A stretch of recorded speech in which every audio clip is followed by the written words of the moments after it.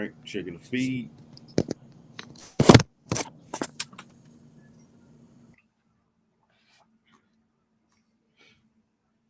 Oh shoot, hold on.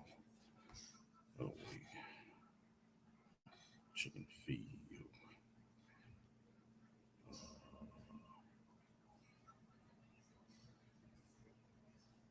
All right, yeah.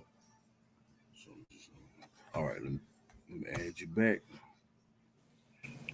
It's like I don't got good internet over here. All right, it's running good right now. Hold on. All right, I'm finished sharing the live.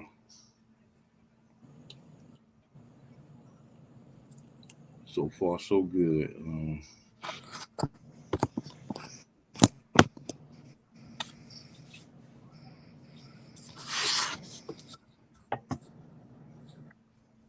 All right.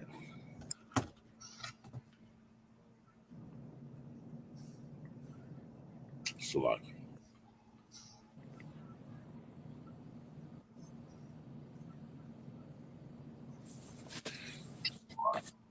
all right. All right, ready? All right, Shalom. Hello. Shalom. All right, we're the brothers out of Great Millstone, Valdosta, Georgia, coming at you another weekly lesson through the spirit and power of Yahweh Shemal Shai. Hey, Lord willing, we pray that it's edifying. First and foremost, as always, we want to start by giving all praises and glorifications to Yahweh, Yahweh. Bahasham, Yahweh, Shabbat. Bahasham, Kakwadash.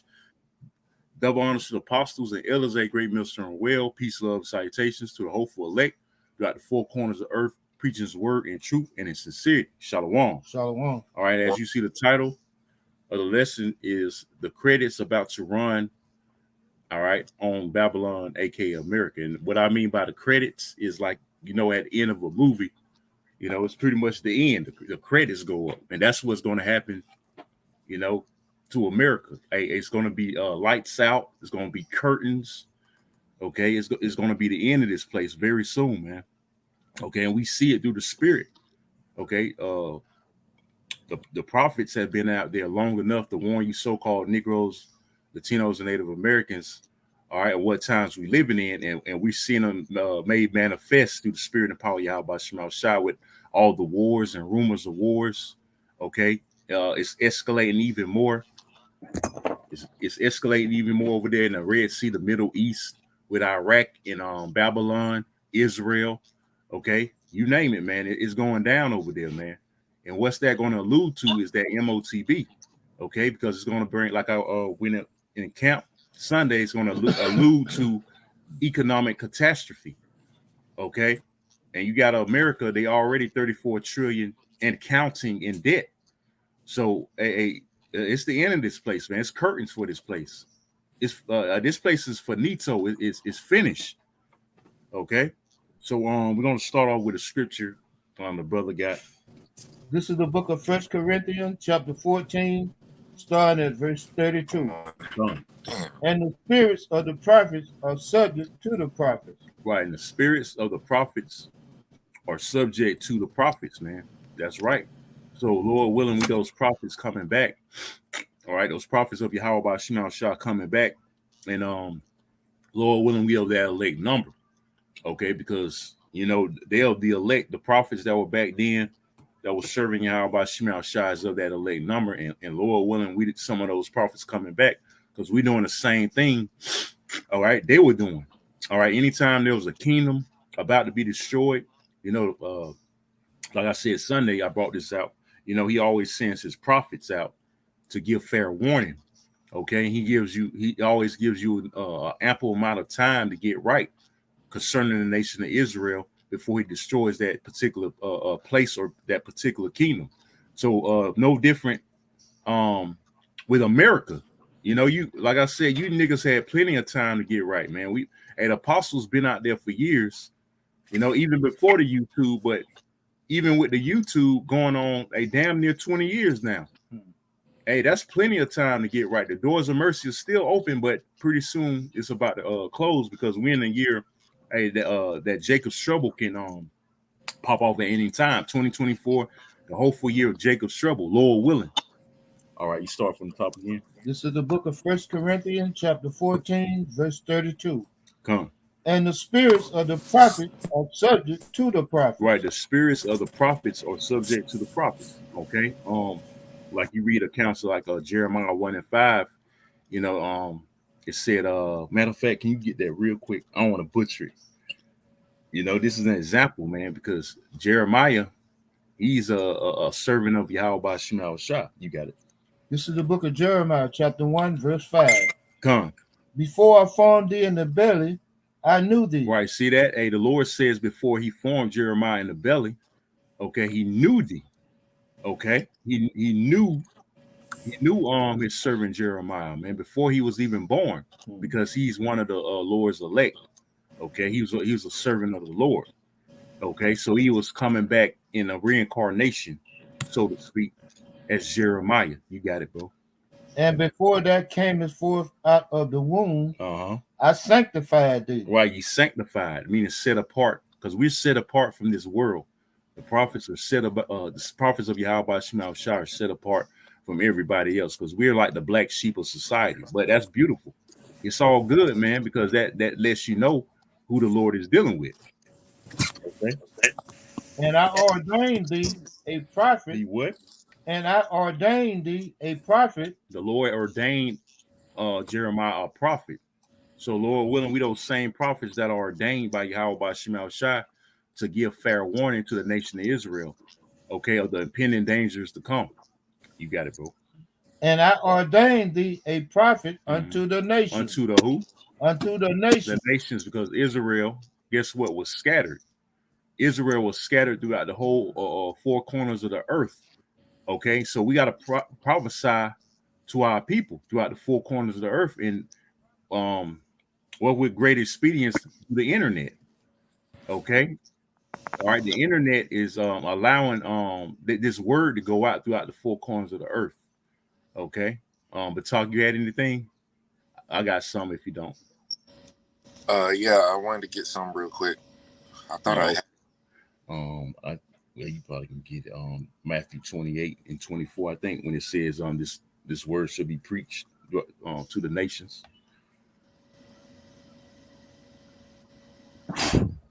I do got some. All right, bro, you can bring it up.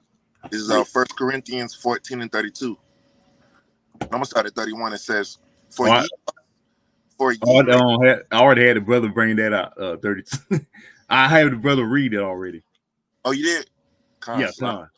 Well, you can get on Matthew 28 and 24 when it talks about this gospel should be preached. You said 20 and 24? 28 and 24. Must be 20. I know it's in 28. It's only 20 verses in 28. Oh yeah. Probably 20. It's probably 20. Salaki. Where is it? I was gonna sworn it was what you look for? This gospel shall be preached to the throughout to the nations. Let me see. Bear with us, brothers, sisters. I'm not too hurt, man. Matthew 24 and 14. Yeah, what does that say? And this gospel of the kingdom. Come. All right, this is Matthew 24 and 14. It says, and this gospel of the kingdom shall be preached in all the world for a witness unto all nations, and then shall the end come. See, there you go. So, hey, that's what's happening today. This gospel is being preached throughout the whole entire globe, throughout the four corners of the earth, through what? The internet. Okay. And in Psalms 19 goes into that, the prophecy of the World Wide Web, aka the internet. And this gospel is being preached because we don't have to get on boats or ride a plane, all right, to preach this gospel. We can just use the World Wide Web, the circuit. Okay. Which because the Most High made it very convenient for us to preach this word.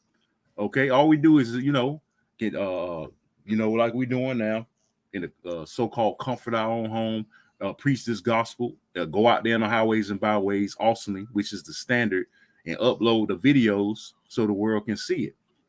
All right, so the Most High made this gospel very convenient, or this work very convenient for us, man, in these last days. And that's how you know in the last days, because this gospel is going out, and brothers and sisters are waking up, how you say that, expeditiously, man. Okay, rapidly. It's a great awakening. This internet has brought forth a great awakening, and that's why the end is coming very soon.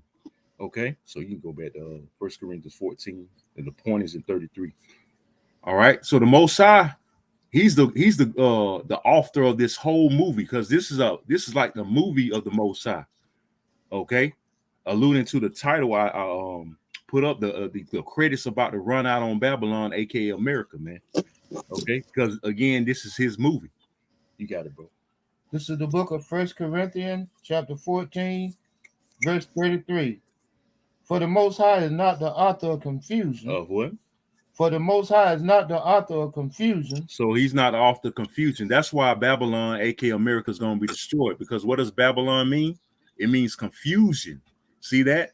So he's not. If he's not the author of confusion, and this is his movie, guess who got to go down? Guess who's the bad guy? America. he got to do something about America, man. Okay, because America has caused great confusion on the planet Earth. Homosexuality, women ruling over men, or women compassing men, got all kind of greed and corruption. A Esau ruling the other nations over us, over Israel. You know, Israel on the bottom. All kind of madness that goes on. You can get a sex change. A man can turn himself into a so-called woman, and vice versa. A woman can change herself into a man. It's a bunch of goddamn confusion. But guess what? The Lord, read that again for the top. This is the book of 1 Corinthians, chapter 14, verse 33. Come on. For the Most High is not the author of confusion, but of peace. But of peace. As in all churches of the saints. Right. So the point is, he's not the author of confusion, man. Okay, that's why America, again, is going to be destroyed according to the Bible, man. And it must be destroyed. It must be destroyed by what? Fire. The ultimate purifier agent, which is going to be destroyed by fire real soon via those thermonuclear ICBM missiles, man. Because you got China getting ready to go in Taiwan because they don't like the president-elect. North Korea just declared war on South Korea and America. They just threatened South Korea and America. Kim Jong-un say they must be annihilated. So they finna go to war in North Korea. So again, America has made many enemies, man. They can't battle all these nations by themselves, man. And they don't have but so many allies, man. And pretty soon those allies, they're gonna turn on America, man. So we brought that. Oh, you want to say something? Oh, I was saying I got a precept. Oh, yeah, come on. Oh, you can bring it out, bro. Salaki. This is the book of Amos, chapter 9, verse 8. It says, behold, the eyes of the Lord Yahweh are upon the sinful kingdom, and I will destroy it from off the face of the earth. Right. Saving that, I would not utterly destroy the house of Jacob, said the Lord. Right. So his eyes upon the land of great confusion, which is America, aka Babylon the Great. And he says he's going to destroy it from off the face of the earth. Okay, that means what? It's going to be made desolate. It's going to be a total wasteland real soon, man. Okay, and this is all biblical prophecy according to the Holy Bible. Okay, that you niggas claim to believe in, but when prophecies come out, it's a whole different story then, man. Okay. You know, or why y'all gotta be so negative? Because the Bible says it. This is the scriptures say this is a book. Matter of fact, you can get that in Ezekiel the 2nd chapter, the last 2 verses. It's a book of mourning, lamentations, and woe, man. Real quick, and then we're gonna go back to Batak with the Amos 9. Ezekiel 2nd chapter. And hold on. The last. Yeah, verse 9 is the point. Well, you can start at verse 7. Start at verse 7. This is the book of Ezekiel, chapter 2, starting at verse 7. Come on. And thou shalt speak their words unto them, whether they will hear or whether they will forbear. So we got to get the blood off our hands, whether you like it or not. You got it. For they are most rebellious. They are most rebellious. Talking about 2/3 of the nation of Israel. Read. But thy son, O man, hear what I say unto thee. be not thou rebellious like that rebellious house. Right. Talking Open about the them- 2/3. Slocky. Open thy mouth and eat that I give thee. It's talking about this book, this knowledge. Read. And when I looked, behold, an hand was sent unto me, and lo, a roll of a book was therein. Talking about the scriptures. That's that roll. You got it. And he spread it before me, and it was written within and without.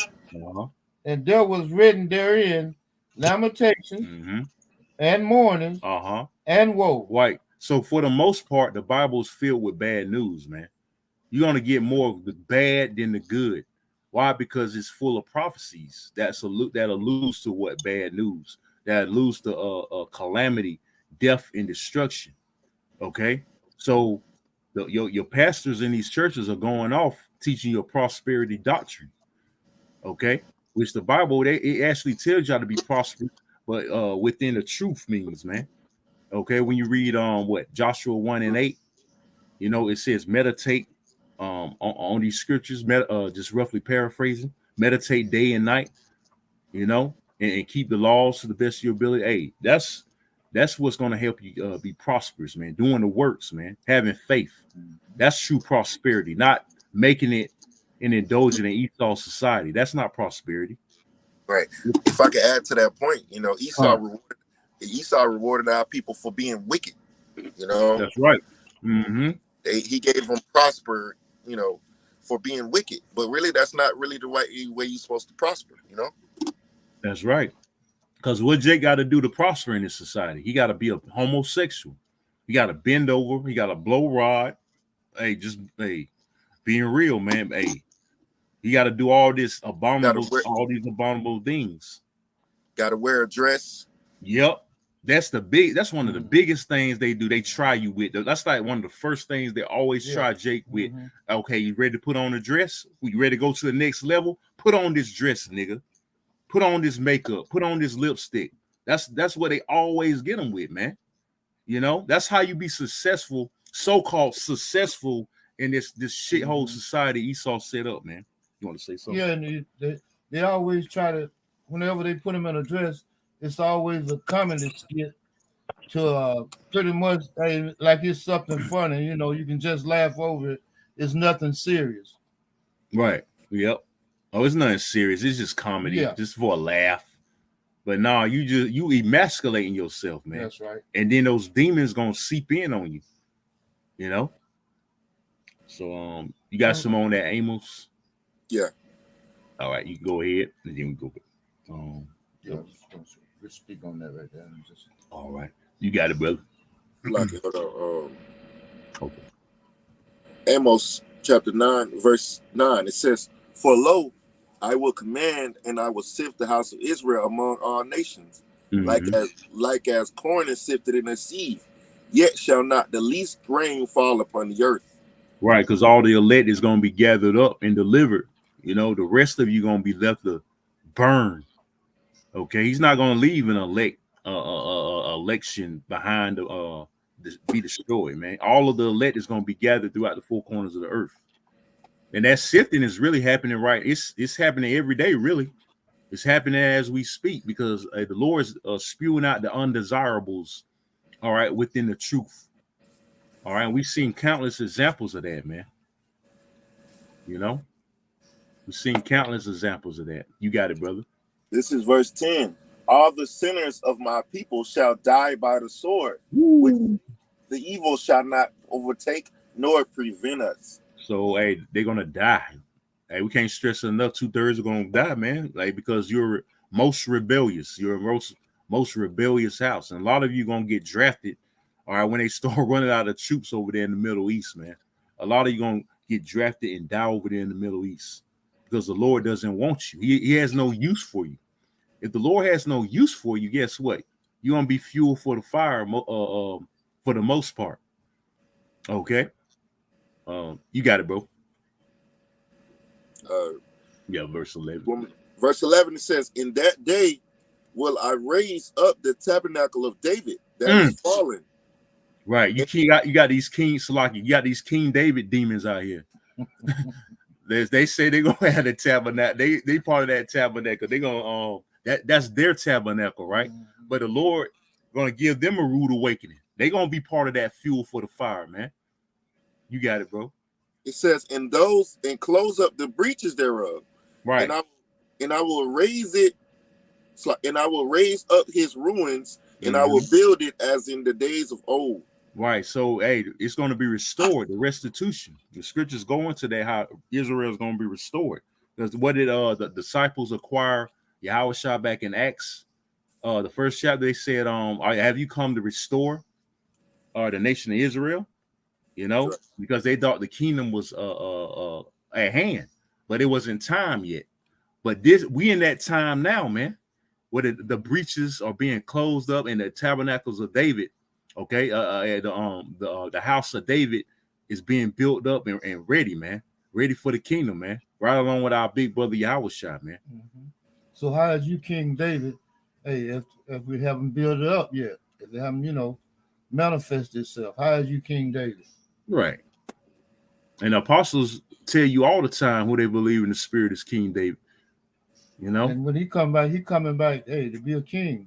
Right. He's not coming back to be still in captivity. Right, exactly. Right. Because we believe, hey, if they believe it, we believe it, man. Because we believe they men of the Lord. King Mashah, man. If they believe it, man, we believe, because those are spiritual men, man. Which of course you can't prove reincarnation, but hey, if you spiritually discern, you have an idea, man. Okay. I'm going to read it. Yeah, this is the book of 1 Corinthians, chapter 14, chapter 33. For the Most High is not the author of confusion, but of peace, as in all churches of the saints. Like a lot of those camps, just like you just got said, that coming in the spirit of David. And you teaching unknown doctrine, that's confusion. Hey, the Most High ain't dealing with that. He ain't dealing with you. But of peace, as in all churches of the saints. Hey, all the churches of the saints, they got the same true doctrine. They teaching the same doctrine. Right, because they're in one mind. In one mind, one accord. One band, one sound.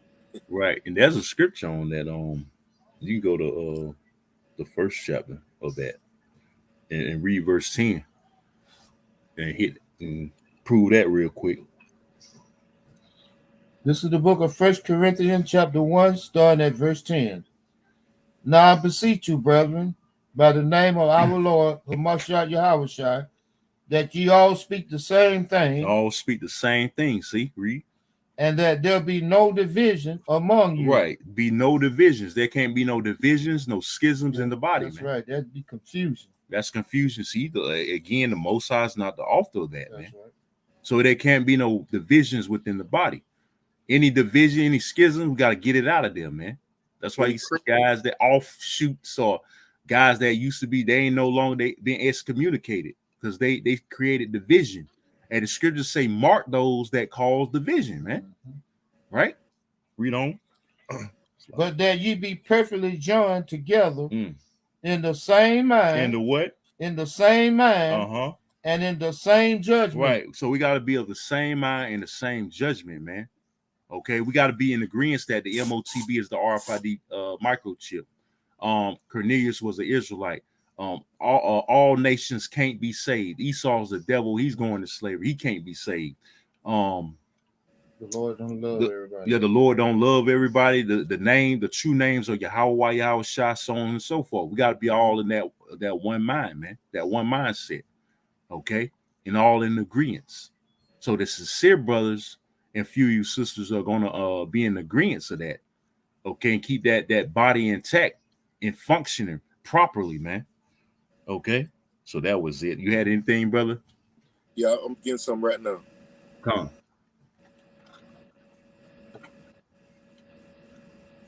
So it's over for this place, man. This is 2 Timothy 3:14. It says, "But continue thou in the things which thou hast learned, hast been assured of, knowing of whom thou hast learned them." Right, and a lot of you learn from the apostles that scoff now and mock, okay, and you still try to call on the names, but who you learned that from? Those very same men you got a problem with, man. All because you butthurt, you got excommunicated because you was being wicked. Some you did, man. Now you got a problem with the doctrine. Now it's a problem with the doctrine now.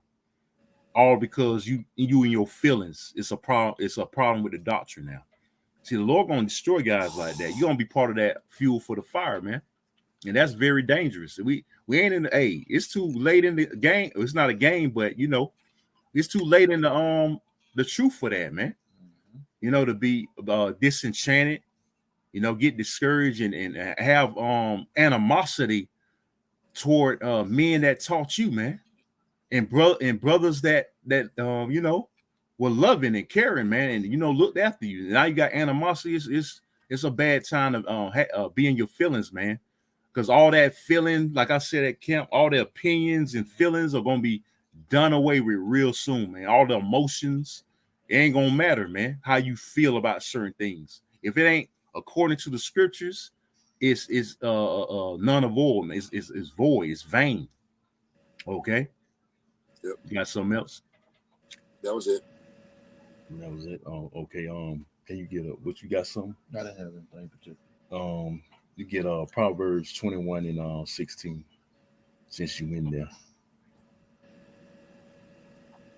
This is the book of Proverbs, chapter 21, verse 16. Come.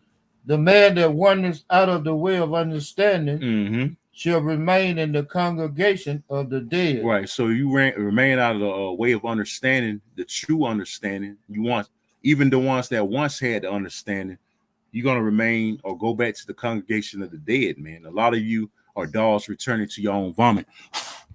Okay. And the Lord going to beat you with many stripes, man. Okay. So like I said, it's too late in the period, in the fourth quarter. We in the final seconds, man. We in crunch time.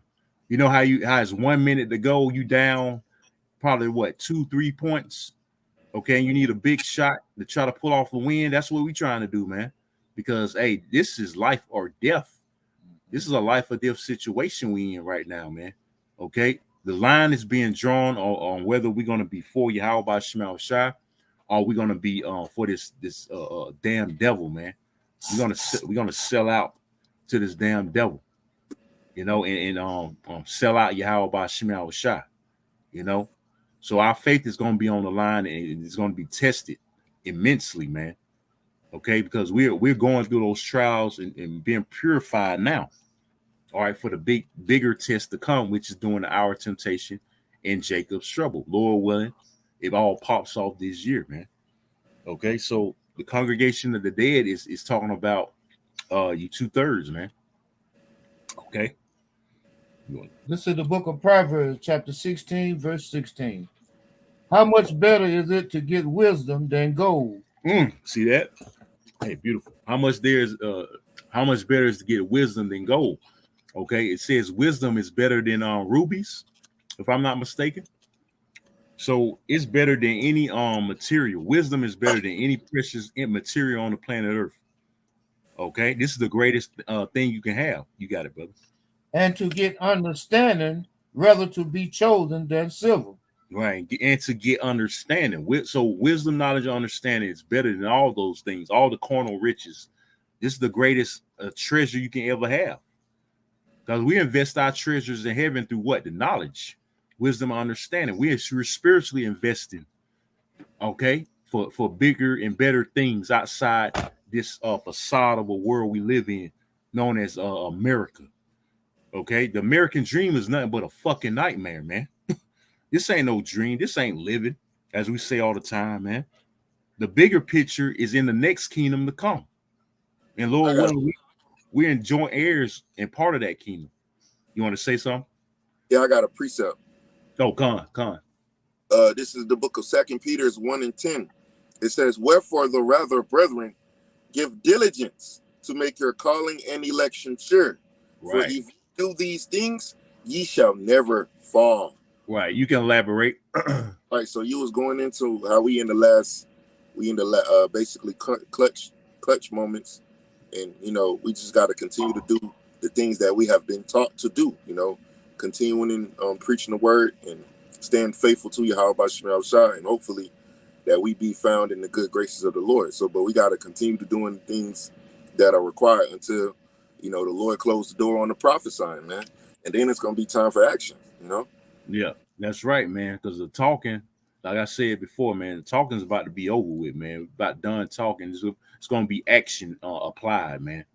Because man, the Lord's about to start bringing the action. The talking is about to be dead. Because right now we're fishing. You can get that in Jeremiah 16. Right now we're fishing. Pretty soon it's going to turn into hunting season. You got it, bro. This is the NLT. It says, so dear brothers and sisters, work hard to prove that you really are among those God has called and chosen. Do these things and you will never fall. There you go. So, the elect, all right, is going to do those things that and never fall. They're going to stay diligent. They're going to stay fervent, on fire, and they're going to work continue. Hard. Yep, work hard and continue to work out their own salvation with fear and trembling, pursuing the Philippians, the 2nd chapter. Oh, you got it, bro. This is the book of Jeremiah, chapter 16, verse 16. And this is part of prophecy too. You got it, brother. Behold, I will send for many fishers, said the Most High Yahweh. Right, so the Lord says He's going to send for many fishers, which He's already doing. It's fishing season still, but pretty soon, fishing season is about to be over with. And what's going to happen? You got it. And they shall fish them, and after will I send for many hunters. So after fishing season, it's going to be hunting season, man. That's when the fun going to really begin, man.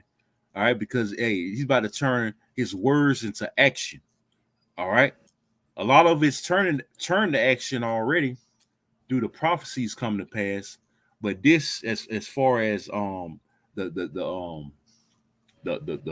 greater climax of this thing, as we get closer, more of these prophecies are going to be speaking, man. It's going to turn to action. This is one of them, Jeremiah 16 and 16.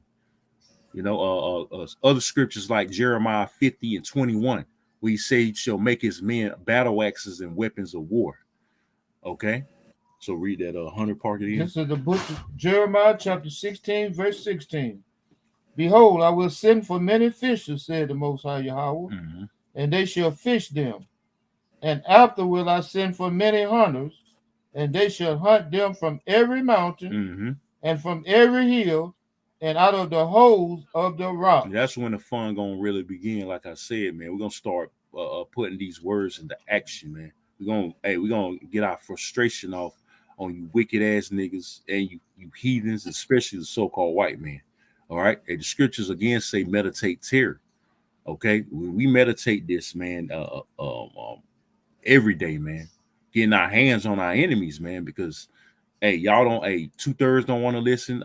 Esau steady having his foot on our necks. The other nations are pressing us as well, and the Lord see that we're catching hell, and we're tired of it. He's tired of it. That's man. Right. All right, pretty soon, it's like enough is enough, man. You can only take so much. That's right. You want to say so? As the old saying goes, ain't no fun when the rabbit get the gun. Okay. It really ain't.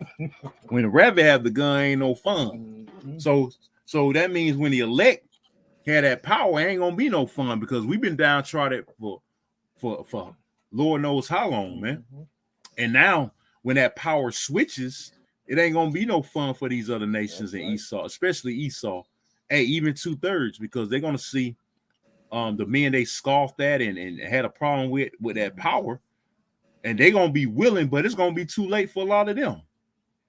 Okay, they're gonna be like, I'm sorry, but we ain't gonna hear that. Oh, you got it, Patak. This is 2nd Esdras, chapter 16. I'm gonna start at verse 7. He says, for there shall be in every place and in the next cities a great insurrection upon those that fear the Lord. They shall be like madmen, sparing none. Right, Esau's getting ready to roll. You can get Psalm 17 and 13. Esau's getting ready to roll. Ezekiel 21 goes into how he's sharpening that sword and furbishing it, man, making it ready for you niggas. You got it. It says, verse 71 again, it says, they shall be like madmen, sparing none, but still spoiling and destroying those that fear the Lord. Right, the Israelites, man. His target is the Israelites, you so-called Negroes, their Latinos, houses, and Native Americans. And cast, Salakia, this will read that again. 2 Ezra 16 and 72. For they shall waste and take away their goods and cast them out of their houses. Then shall they be known who are my chosen, and they shall be tried as the gold in the fire. Right, as gold in the fire. That's what we're doing at right now. But that major test is coming with Jacob's trouble, the hour of temptation, where that we're gonna be really tried, man. All right. We're gonna have to be really tried like gold, passing them that major test. Okay. It says, then the brother just read, then shall be known who are my chosen. And Lord willing, we some of those chosen men, man. Because Esau, he coming having great wrath, man. All right, you got your precept. This is the book of Psalms, chapter 17, verse 13. Come. Arise, O Yahweh, disappoint him, cast him down. All right, cast him down, disappoint this devil. And that's what we pray. And King David prayed against his enemies for protection, you know, because he was they was trying to get King David, you know, especially Saul, man. He had to pray for protection. We got to pray for it also, because this devil's coming. You got it. Deliver my soul from the wicked, which is thy sword. Right, which is Esau. Esau's the wicked, and he's the sword of the Lord on the left-hand side. Okay, so we got to pray against this devil for protection. Have them angels encamped around about us, because it's not gonna be pretty when he rolls, man. Hey, these niggas gonna be intimidated. We not, Lord willing. We gonna have faith. And some of us gonna have that standard lifted, man. All right. We already know Esau's coming, man. We know what he's coming with. We're scouting, we're studying, you know. One thing about when you go into war, you study your opponent. Yep, that's right. Just like when using a sports as an example, you study film, right? Yep. You know how the enemy move, the opponent move. Okay, you studying what they do, what plays they like to pull off, where they go to most, and you know how they function. The same thing with this devil. We studying this devil. Okay, we know how this devil operates, but that's the key point. We know how he operates. We know how he gets down. But to see what he's coming with, you know what he's getting ready to do. All right, we have to that makes us much more prepared, you know, because we know that the birthright is on his mind, that he wants that birthright back. I got a precept. All right. Quick. This is the book of Ecclesiasticus, or Sirach 5 and 15. It says, "Be not ignorant of anything in a great matter or a small." Yeah, Khan. You can break it down. Right, so like it was going into, we can't be ignorant. Like the scripture says, be not ignorant of Satan's devices. We can't be ignorant, man. You know, we got to pay attention. We got to take knowledge of, you know, Esau, because he is going to come down having great wrath, and we expecting that. And we got to know exactly what punches he finna throw in order to counter him through the spirit, you know, because the Lord ultimately going to counter his punches, whatever he going to throw. But like the point being, we can't be ignorant of, you know, Satan's devices. I can actually get that. Yeah, Khan. Yeah, so we know what this devil's coming with, man. Yeah. If we know what he's coming with, well, that makes us one step ahead of the game. See, Jake don't know what he's coming with. Exactly. This is the book of 2 Corinthians 2 and 11. It says, lest Satan should get an advantage of us. See, he has an advantage on 2/3 of our people because they're so caught up in the world. They're caught up in distractions. So he has a one up on them, a trump card, if you will. It says, "For we are not ignorant of his devices." That's right. We're not ignorant of his devices. We know he's coming with the sword. We know he's coming with the MOTB, the guillotines, the FEMA camps, Disease X. Disease X. They just had that forum, man, talking about it. You know, so this devil's plotting, man. Hey, any day now, any day. Oh, go ahead, bro. I know you got something you said. 2 Corinthians 2 and 11. This is the BBE. It says, so that Satan may not get the better of us, for we are not without knowledge of his designs. Right. We are without knowledge of his designs, man. So we know he's coming again with the MOTP. I got something else. Oh, go ahead. This is another translation. The NLT, it says, so that Satan will not outsmart us, for we are familiar with his evil schemes. Right. So like I said before, we like 10 steps ahead of the game. We see this devil from miles away, man. We already know what's up. So when he gets the green light, we ain't gonna be a bit surprised because we expect him to do it. We want him to do it. We anticipate it.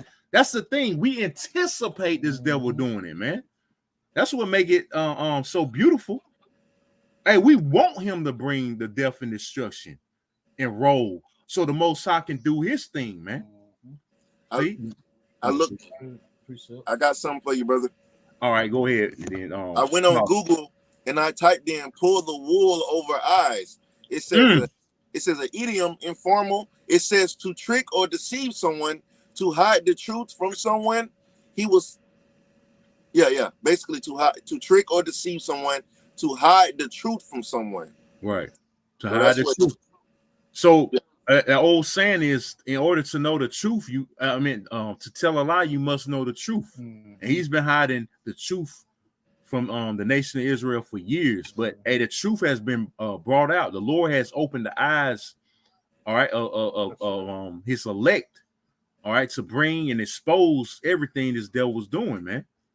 Okay, everything is being brought out now. These devils, you see those rats? They got exposed for building tunnels, and everything's coming out on them bastards, man. You know, you want to say something? Just have a precept. Oh, go ahead. He had a quick one. You got it. This is the book of Ecclesiastes, chapter 12, verse 14. For the Most High shall bring every work into judgment with every secret thing, whether it be good or whether it be evil. Hey, there you go. Every secret thing. So his secret part, the scriptures say, how is Esau's secrets searched out? Roughly paraphrasing Obadiah. Hey, his secret parts have been searched out. All right, now the world is seeing you rats, you devils for who you are, man. That's a bunch of fucking vermin, a bunch of fucking lowlives, man, pieces of shit. Okay, you're not the real Jews, man. Okay, they waking up to that to the very fact that so-called Negroes, Latinos, and Native Americans are the real Jews and Israelites according to the Holy Bible, and you're a fucking fraud, man. Okay, and you're the devil. They waking up that you're the devil, man, that the Bible speaks of, man. That's right. Okay, so y'all been exposed, man. You want to start from the top again? Oh yeah, something else. Oh, you can go back to it, but yeah, read that one time. I got to start bringing that scripture out more. You got it, bro. This is the book of Ecclesiastes, chapter 12, verse 14. For the Most High shall bring every work into judgment with every secret thing, whether it be good or whether it be evil. Right, whether it be good or whether it be evil, man. And what these devils are doing is evil, and been doing is evil, man. Right. Okay, and it's being brought out. You see how the one is Edomite coming up out of the sewage. Oh yeah, like the rats they are. Hey, they their true nature. That's their true nature. They're rat. We call them rats, right? Hey, rats are in sewers, right? So they're in their right state. You know, bunch of vermin, man, bunch of critters that need to be in pits. That shows you Esau need to be in the pit hole, man. You know, you got it, bro. Oh, that was it. That was it on that. Oh, you got it, Batak. Oh, I got some. This is the book of Sirach, chapter 12, verse 10. It says, "Never trust thine enemy. For like iron rusted, so is his wickedness." So, like his iron rusted, so is his wickedness, man. Okay, never trust thy enemy. So, never trust the damn devil. All right, he's going down, man. You don't want to be holding hands or in lead with this damn devil. Okay, Esau's trying to bring as many down with him as possible. Okay, and that's why he wants to see up everybody, because he knows, all right, that he's going down. So he want to bring everybody down with him. He wants everybody the majority of the population to die off. Yeah, because he knows if you take that, you're gonna be destroyed. They know the scriptures to a certain degree. They know that prophecy in Revelation 14. If you take that, they ain't gonna take it. You think they're at least gonna take what they putting on the people? Hell no, they ain't gonna take that. They gonna get you people, you peons to take it. They know better not to take it. Ultimately, he wants to destroy the nation of Israel, you know? Yep. So you can get that. So he wants to try to make the elect take it too. Because if he knows if he can wipe the whole entire nation out, he can get his birthright back. Right. That's the point. Yep. You want that birthright, man. Damn devil. But he ain't gonna get it. He's gonna say he's gonna be disappointed. Oh, disappointed. Okay. Got a precept, you can bring it out. Oh, yeah, some more. Oh, I thought you had another precept. All right, the talk said you had some. Yeah, I'm just gonna pull what you quoted. Yeah, come on. It's the book of Job, chapter 5, verse 12. It says, he disappointed the devices of the crafty so that their hands cannot perform their enterprise. Right. So you ain't going to be able to perform your enterprise in the long run. Your NWO that you discuss at your fucking World Economic Forums and all that bullshit, which the brother call it, the WTF. Yeah, con. Your what the fuck forums. You know, you ain't going to be able to form your enterprise, man. The Lord's going to disappoint them, man. It's not going to work. It's not going to come to pass. You got it, brother. I went and got the definition for the word disappoint. It says disappoint means to dispossess of appointed office. Right. Dispossess of appointed office. Hey, your office right now is rulership. This current rulership, your current heaven. And the Lord's about to disposition you from it. He about to fire you, so to speak, literally. It says remove from office. Yep, remove from office. He gonna remove you from your office, your stead, and put us in your stead. But we gonna rule in righteousness, man. The nation of Israel is about to rule in righteousness real soon. And these devils, they know their end is here, man. You got it, bro. It says modern sense of to frustrate the expectations or desires of. Right. See that? Frustrate. Hey, their desire is what? Implement that MOTB and setting up their new world order and getting that birthright back. But the Lord's gonna disappoint all that, man. And living forever and ever. Mm-hmm. But they got some kind of technology to try to live forever. Some, if I'm not mistaken, immortality. They can't be. See, they try to be like the Most High, man. You can't be like the Most High, you goddamn devil. You know. But you know, by you doing that, you only fulfilling prophecy as well. You only bring about your end as well when you do these things, man. The Bible says you will do these things, man. He should say he's the Most High. You know, he'll set himself up as the Most High. You know, that's what you're doing, trying to anyway. But it's not gonna work. It's gonna fail miserably, man. Because there can be only one omnipotent. There can be only one true supreme power, and that's Yahweh. Not you damn devils. You're base men, man. Okay? Look at the way you run the earth. Look how the earth is all jacked up. The women even jacked up, man. That's how bad it is. The women are even fucking corrupt. Our women primarily. You know? You had something, bro? This is the book of Psalms, chapter 10, starting at verse 2. Come. The wicked in his pride does persecute the poor. Mm-hmm. Let them be taken in the devices that they have imagined. See that? Hey, beautiful, bro. Beautiful. Hey, they're gonna be taken in the devices that they imagine. They imagine a vain thing, which is their NWO. They're gonna be disappointed, man. The Lord's gonna disappoint he gonna disrupt all that bullshit they trying to get started, man. Right. I remember back in 91, Bush Senior's like he mentioned the New World Order. He was like, we hope it's successful, which we will. He said we will be successful. I'm just roughly paraphrasing what that devil said. He said we will be successful. I'm like, damn, that's a proud. ass statement, bro. I got he said, which we will. You know? So this devil is imagining a vain thing, you know, that his NWO, his beast system, which alludes to the RFID microchip. He wants to chip everybody and literally be the most high. No? There was any more. This is the book of Psalms, chapter 10, verse 3. Come. For the wicked boasted of his heart's desire. See, he boasted, meaning he's proud. He's, you know, he got his chest all poked out. No, who can bring me down, man? I'm gonna get mine. Man, I'm gonna exterminate Jake.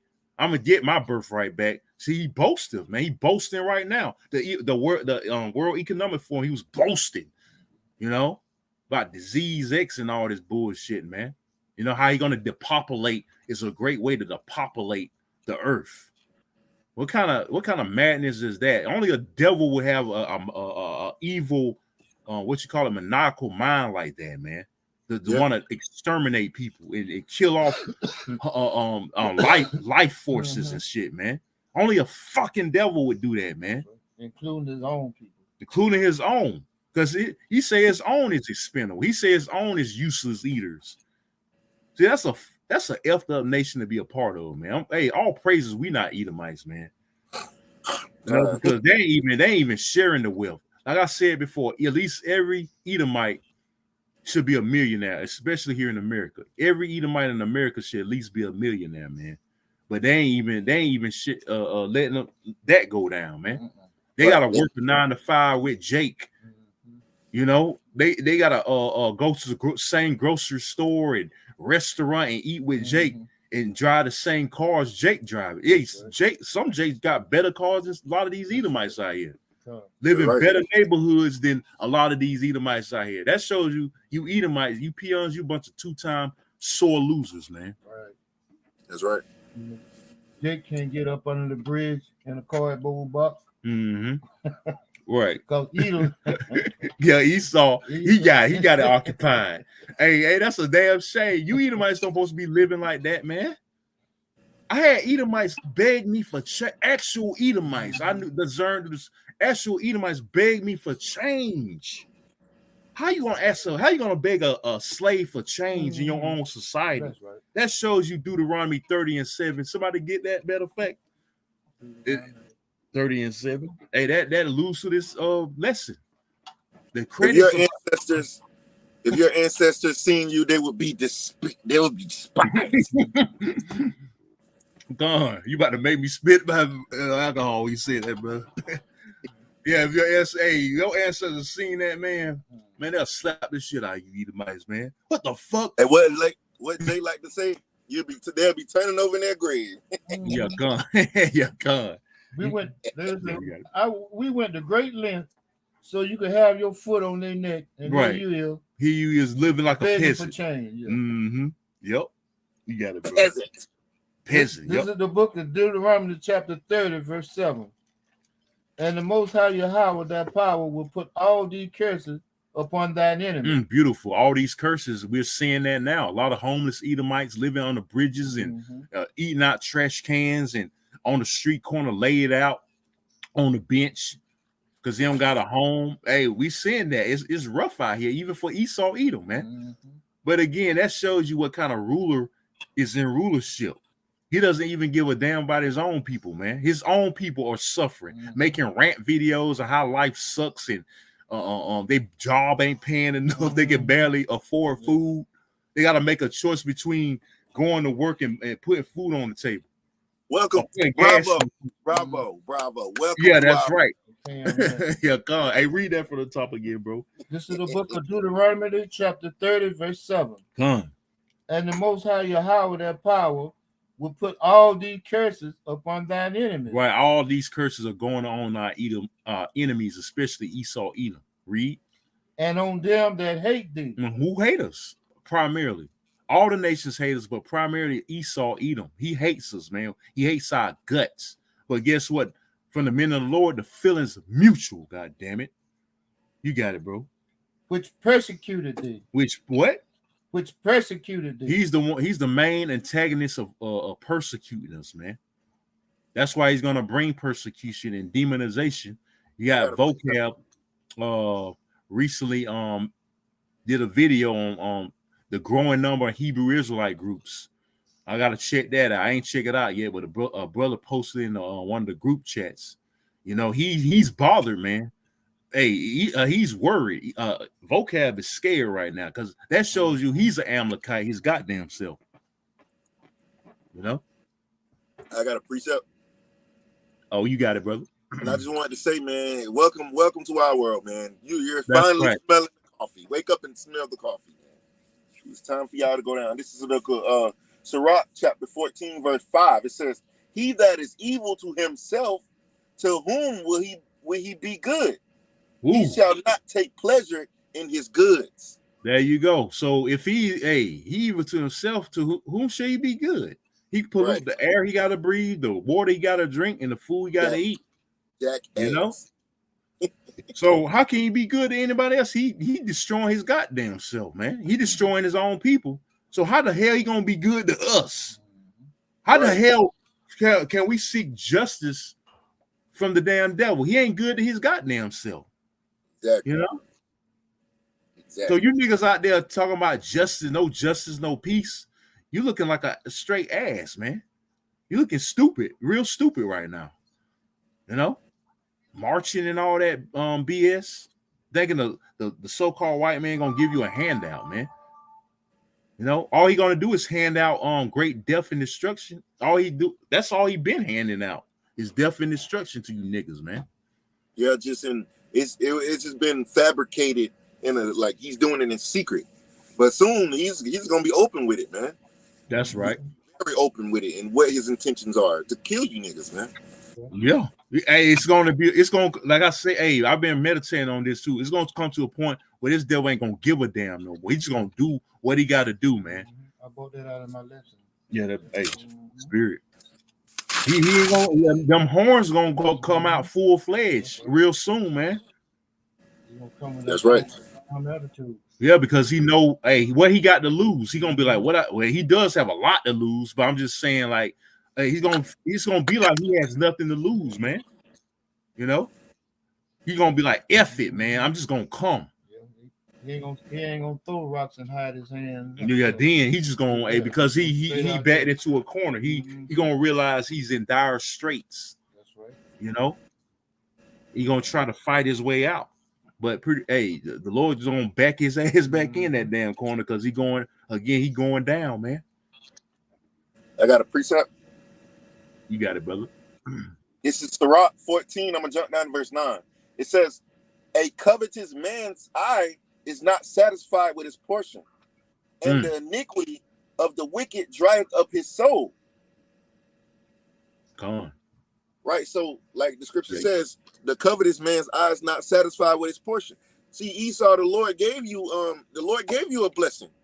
You know, you got the fatness of the earth, and you still not satisfied with your portion.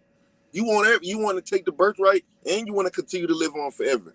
But ultimately, that portion is not for you. It was never for you, bro. You know, that's right. So like the scripture says, a covetous man. Esau is a covetous man. What did he do to America? He coveted this land and took it by violence, like it says in the book of Micah, chapter 2. You know, so that's Esau to a T. A covetous man is not satisfied with his portion. The Lord was fair. He gave you more than one time to rule. You had the Greeks, you had the Romans, and now you have America, which is the second version of the Roman Empire. The Lord gave you more than one turn. He was fair. Right. And you're still not satisfied, like the scripture says in Habakkuk, man. You can never be satisfied, man. Right. But, you know, that just shows you how Esau is a covetous man. That's right. That's right. Yep. You wasn't able to conquer this land just by on your own strength, wit. Will, yeah. Hey. Yep. Yeah, man. Hey, the Lord gave him that power, man. That's right. The Lord gave you devils everything you got right now. Right. He put the Israelites into your hands. Right. We was given into your hands, man. We given. That's right. Because it was up to you. You wouldn't have never got to overcome us, man. That's right. It was on your own strength. You would never been able to take us over. You devils, man. We would have whooped your ass along. We would have been whooped your ass, man. We would have still been whooping this. Yeah, pretty much. We've been able to fight back, but the Lord gave you that strength, that power to be able to take us like that, man. Yep, that's right. That's true. Because the scriptures say one shall be stronger than the other, right? And we're stronger than you damn devils. It's evident. That's why y'all so scared of us, man. Y'all get intimidated when you see a Jake with a beard and an afro, and you call about 20 cops on one Jake, and so on and so forth. Because you know we're stronger than you, man. We're stronger than you motherfuckers, man. Case in point, that situation that happened in Las Vegas with that judge. Yep. Hey, you seen the look on her face when he start charging? You see the look on that bitch face? Hey, man, that was a petrified cracker, man. Right. As we say, she knew at that moment that she done fucked up. when she's about to give that sentence down to that Jake went ape. And she was probably like, oh, he went ape shit. You know how they make jokes of Jake being monkeys and shit? He went ape shit. He did go ape shit on your ass, man. Hey, wait till there's lawlessness. How much more? Hey, that Jake wanted to kill her, man. Went King Kong on her ass. Hey, imagine when there's lawlessness, man. How much more, man? Jake gonna slaughter you motherfuckers, man. I got a precept. You got it, brother. This is Genesis 49:1. It says, and Jacob called his sons and said, gather yourselves together, that I may tell you which shall befall you in the last days. Jumping down to verse 8, it says, Judah, thou art he whom thy brethren shall praise. Thy hand shall be in the neck of thine enemies. Thy father's children shall bow before thee. It says, Judah is a lion's whelp. From the prey, my son, thou art gone up. He stoopeth down. He crouched as a lion, and as an old lion, who shall rouse him up? The Lord. And that was a sign. Again, that was a sign from Yahweh Bashim Shai that this devil was getting ready to face the music, man, of his downfall. That was a sign of your downfall. Jake is fed up, man. Jake is fed up with you goddamn devils, man. Hey, these nations, that's why America's going to all these wars with different nations. They fed up with your ass. They've been fed up with America. You Americanized Babylonian devils, man. And it's going to show, man, as we get closer and closer to the end, man.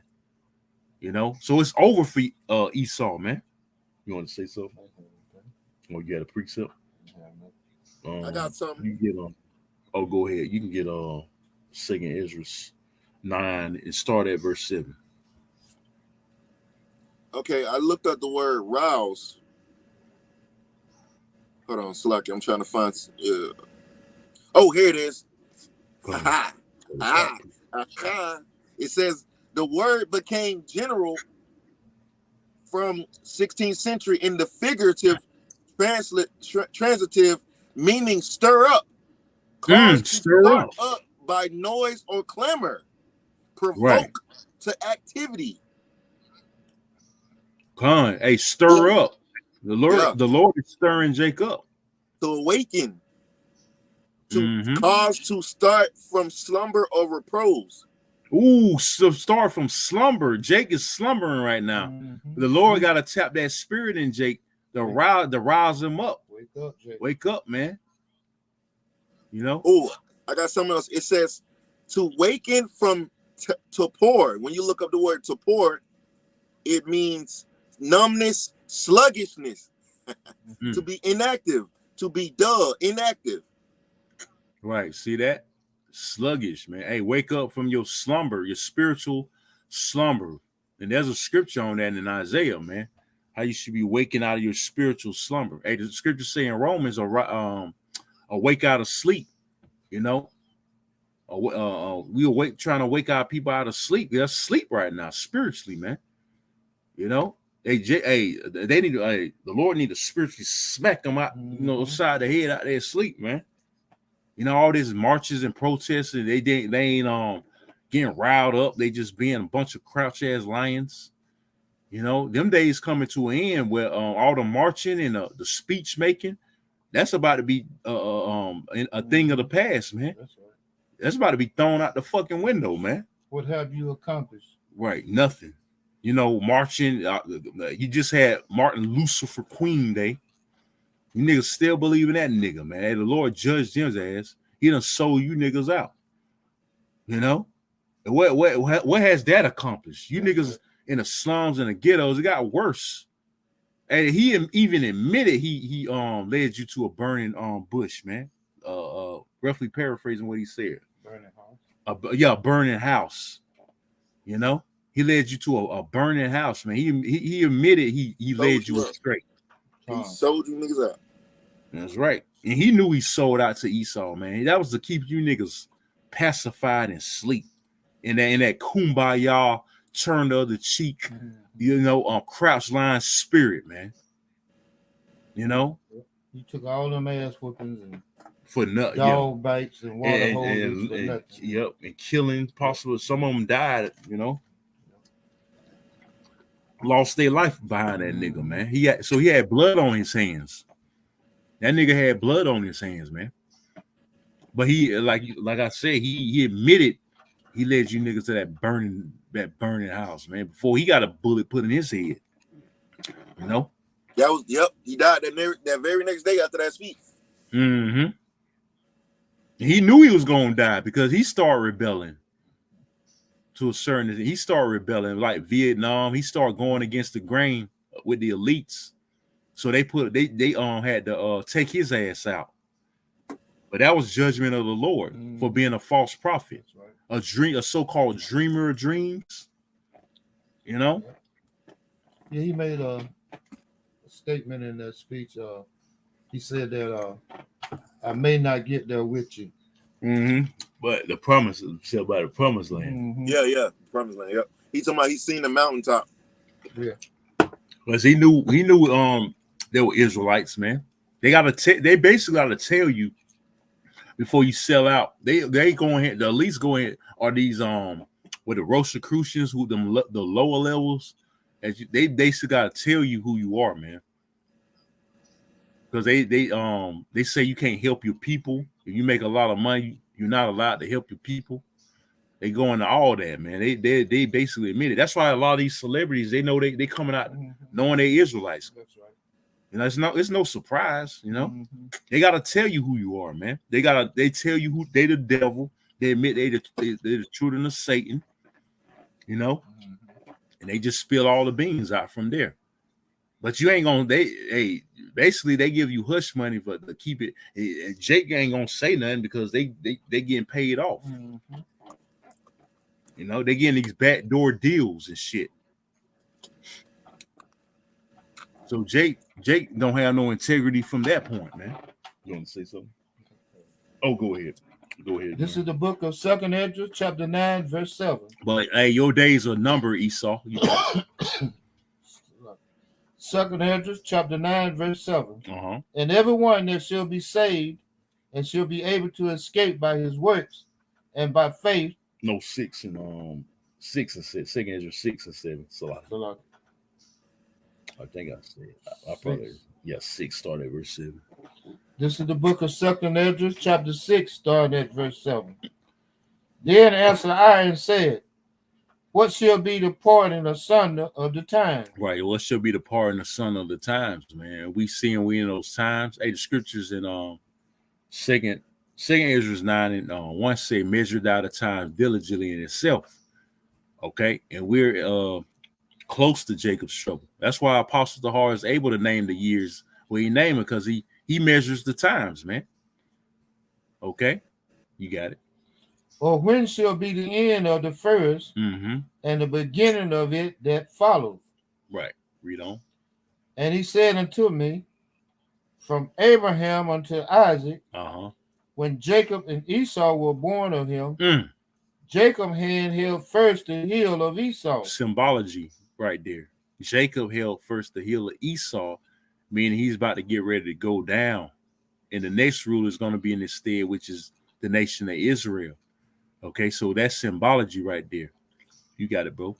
For Esau is the end of the world, and Jacob is the beginning of it that follows. So you hear that, Esau? You damn devils! You know it too. You at least know this. Your vocab, you scared as hell right now. You're petrified. Read that again from the top, verse 9. For Esau is the end of the world, and Jacob is the beginning of it that follows. Y'all know we got next. The old saying, we got next. And that's true. We got next, man. Y'all know it, and y'all petrified. Y'all don't want all righteous society. Y'all that'll vex y'all in wickedness, man. Seeing Jake in rulership, seeing Jake with a lot of wives and children in order, women in order, that will vex y'all spirit. Just like we vexing your wicked ass society, seeing all this wickedness, women out of order and homosexuals and all this bullshit with niggas acting niggery and shit. You know, y'all gonna be vexing our kingdom. You know, seeing all this righteousness and we whooping your ass and you working. You know, and just seeing us living good, that's gonna vex you, man. But it's gonna be beautiful, man. Okay, we're gonna be a thorn. We already a thorn. We're gonna be a bigger thorn in the kingdom in your side, man. You know, and I'm just reading this verse. Jacob hand held first the heel of Esau. You know, the Edomites got a saying of, won't you just pull yourself up by your bootstrap? Right. Okay. Okay. Yeah. We're gonna pull ourselves up by your damn bootstrap. Yeah. Exactly. And you going down. Yeah. Hey, they always like to tell us to get over it. Hey, yeah, we're gonna be like, hey, get over it, man. Just get over your ass with it. Just forget about it. Hey, don't complain. Tell us not to complain about our oppression. When you're oppressed, hey, we're gonna tell you the same thing. Don't complain about your ass whooping, nigga. That's right. Yeah. See how that works? See, when the roles reverse, it's a problem, man. When the shoe's on the other foot, it's a goddamn problem. And y'all not ready to face that reality, man. When the rabbit got a long shot. Say what, brother? The rabbit got the gun. The rabbit got the gun. Like Bugs Bunny, he always used to, you know, he was supposed to be the prey, right? But he always outsmarted, you know, his enemies, his foes, man. Elmer Fudd. The Elmer Fudd. Who's the other one? Yosemite. What's his name? Yosemite Sam. Yeah, Yosemite Sam, and I think Daffy, whatever. He always was smart though, man. He was always a pest, and that's us to you, man. The prophet. That's what the prophets are to Esau. I got a precept. Oh, you got it, brother. Slakia. This is Zechariah chapter 9, verse 13 in the BBE. It says, "For I have made Judah a bow bent for my use. I have made Ephraim the arrows of the bow. I will make your sons, O Zion, take up arms against your sons, O Greece, and will make you like the sword of a man of war." There you go. Oh, you got it, brother. Right. So that's Judah and Ephraim coming back together under the banner of Yahweh Bashim Shah, and the Lord is stirring them up against you Edomites, man. Like you said, you know, that time of hunting is gonna come, and the Lord is the one that's stirring us up against Esau, man. So that's gonna take place in these last days. There's gonna be ultimately it's gonna be a civil war. That's right. Yeah, there's civil war coming. You got a movie supposed to come out. Oh yeah. Civil war. You know, who knows how this election gonna play out too, man. You know, a lot like the elite. I don't think the elites won't want Trump in there, man. Trump is real popular, man. Trump is more against the grain when it comes to these elites, man. See, the first 4 years they used Trump. They got him in there to stir up chaos. They just used Trump to stir up the chaos and emotions and for the bigger picture, man. So that tension can be in the air in these times. Right. You know, that's what they use Trump for. But other than that, Trump just in his own world, man.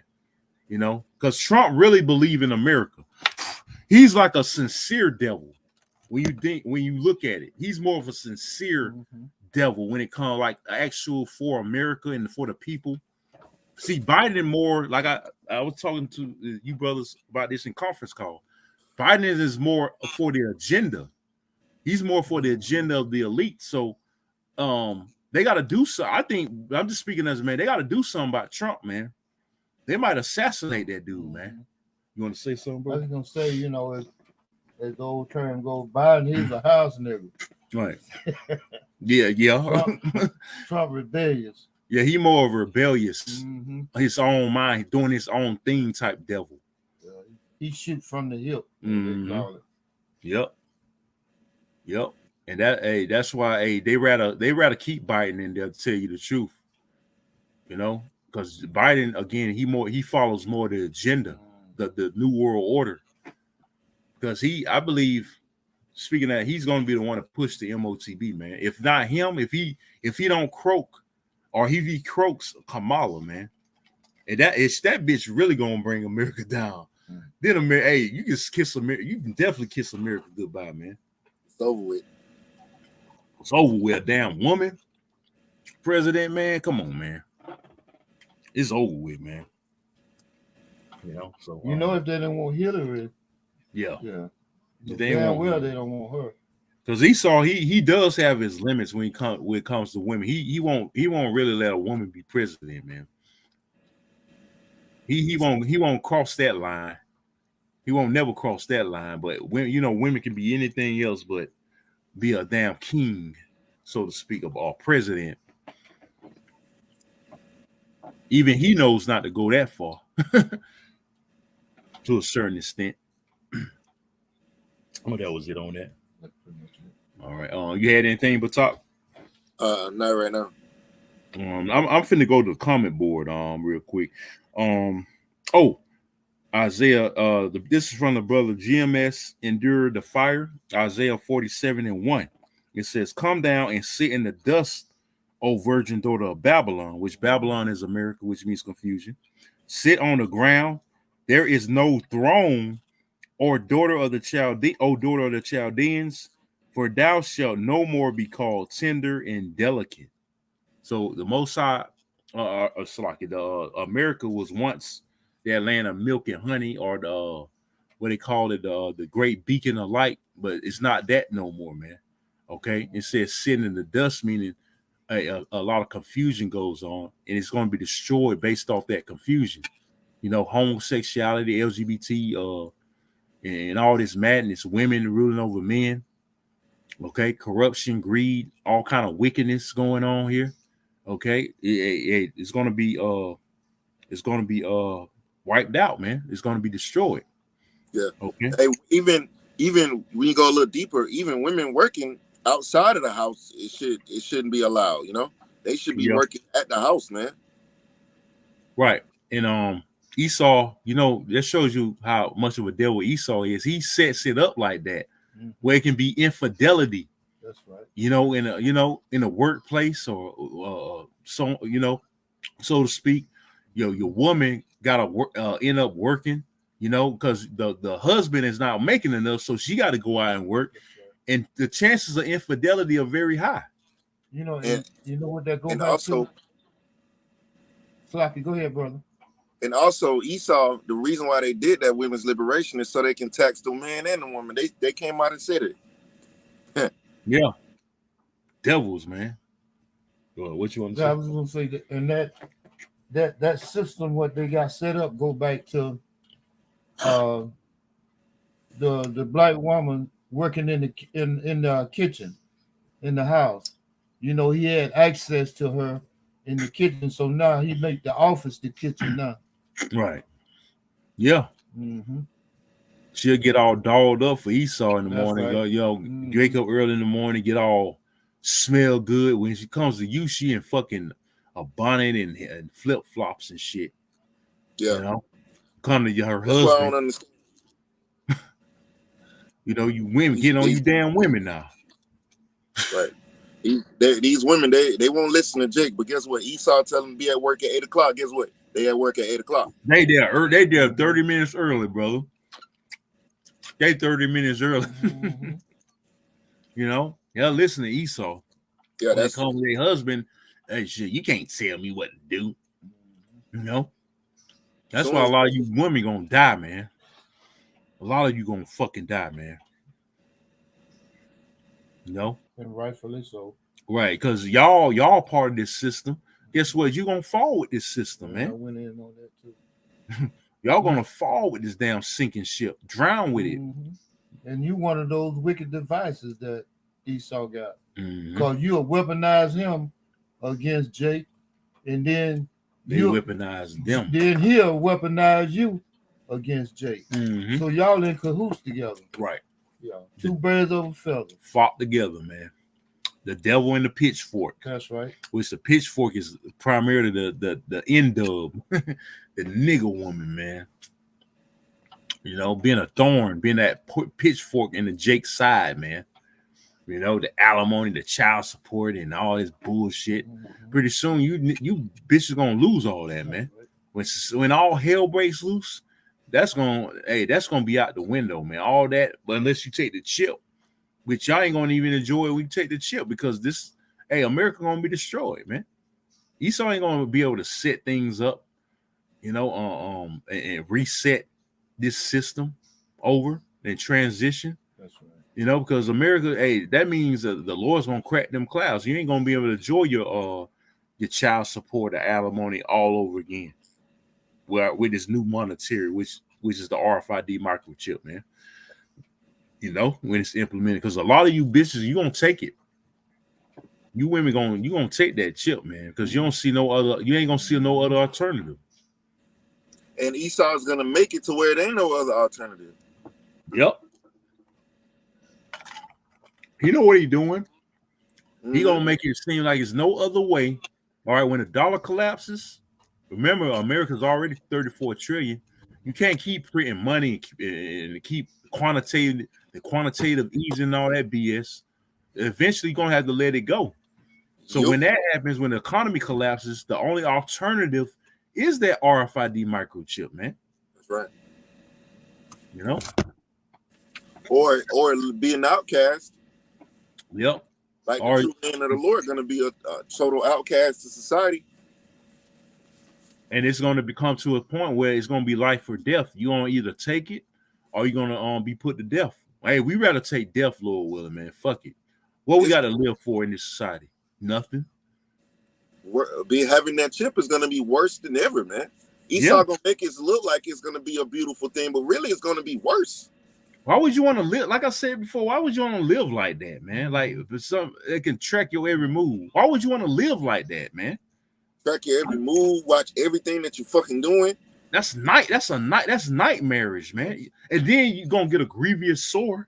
Scripture speaking how that grievous sore is gonna be applied. Hey, it's gonna be hell, man. You take that shit.